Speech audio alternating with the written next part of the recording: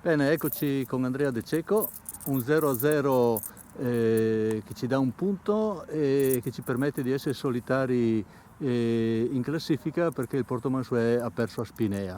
Un 0-0 con un primo tempo in cui gli avversari sono stati alla pari, un secondo in cui abbiamo creato molto, ma insomma loro sono stati bravi a difendersi. Una partita che tutto sommato io direi positiva, anche se non abbiamo segnato. Sì, diciamo che nel secondo tempo abbiamo avuto diverse occasioni, soprattutto da palle native, ok, ma anche da qualche incursione in area che meritavano il gol, ecco. Sinceramente ero quasi pronto a esultare in più di qualche occasione. Non è arrivato, per fortuna la difesa sta tenendo, per fortuna, per bravura di chi scende in campo, per disponibilità anche di chi lavora, di chi corre, chi difende, perché ho visto comunque la squadra molto compatta ed è quello che avevo un po' chiesto, perché alla fine della fiera chi prenderà meno gol vincerà il campionato.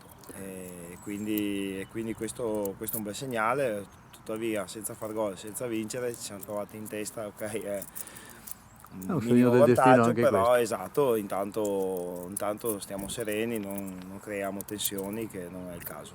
Sì, è una partita comunque di testa e coda che non bisogna mai sottovalutare.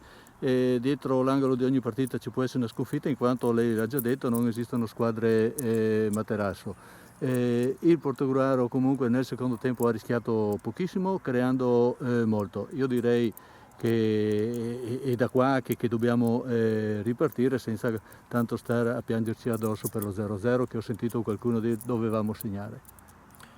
Sì, ripartiamo non è che che abbiamo perso o che dobbiamo riagguantare qualcuno, siamo là davanti, miglioriamo ecco, mettiamola così, nel senso che ci sta, Cioè, non è che poi, riparliamo nel senso del sì, gioco. era una provocazione barra battuta, nel senso che lo vediamo anche a grandi livelli, che la Juve temporeggia un tempo, poi il secondo tempo o viceversa il primo stravince la partita, porta a casa il risultato, è là davanti ormai da anni.